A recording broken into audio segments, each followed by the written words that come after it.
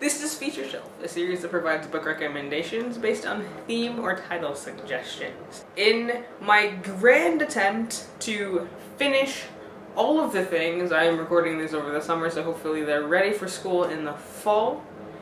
I am the supplier, and this is Feature Shelf number 46, the New York edition.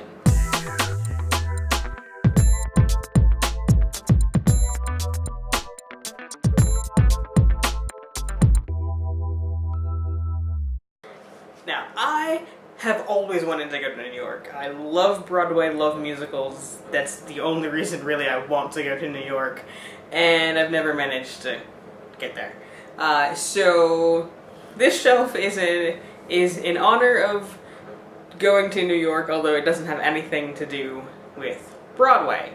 They're just 5 books set in New York City. The first one is Show and Prove by Sofia Quintero. It is summer 1988, and Nike and Smiles have been boys forever, but ever since Smiles decided to go to a fancy private school, they've been drifting apart. This summer, Smiles is supposed to be the head counselor at the camp where they both work, but the job went to a friend of theirs, which sets up this whole, summer rivalry thing. Nike, on the other hand, has a thing for the newest camp counselor, Sarah, but she's got some secrets of her own that kind of make this relationship not work so hot.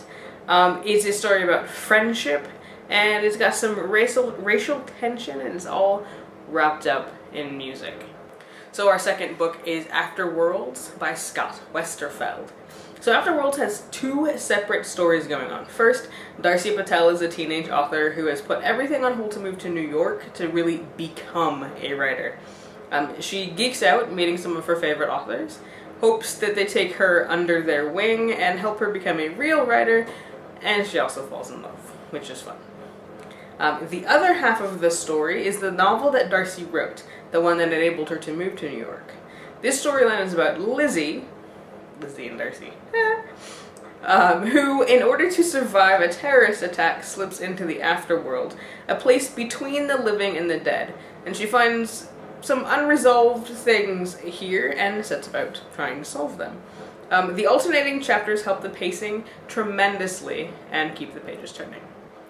So we're jumping out all over the time. So we did 1983 and we did some modern. So how about some 1970s New York?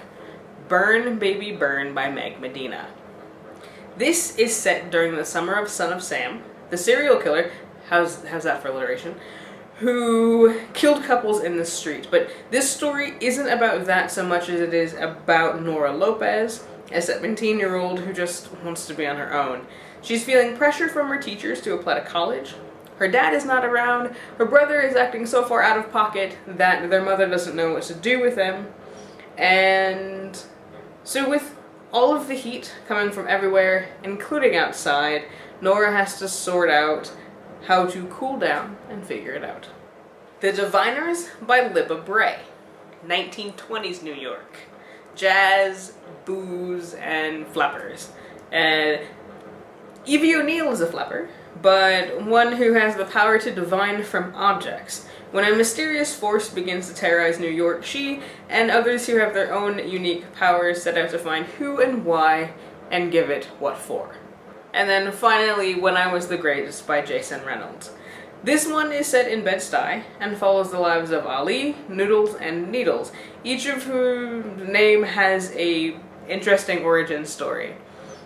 Ali is set on keeping things real, but he's always around to pick up the pieces whenever his boy Noodles gets into some trouble. And now this is all well and good until the boys end up somewhere they shouldn't be and get into some trouble that they might not get out of.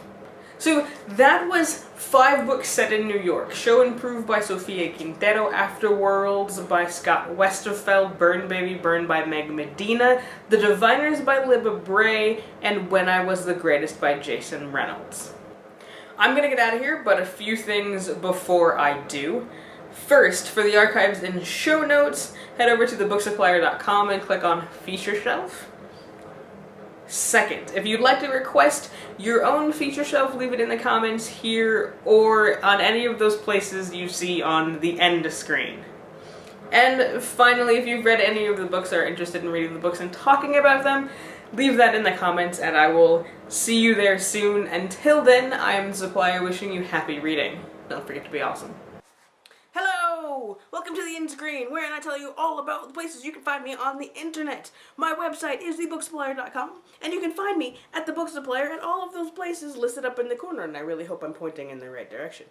Also, you can subscribe to the channel down here in this corner, and below you can leave comments. I like talking to people on the internet. Leave comments.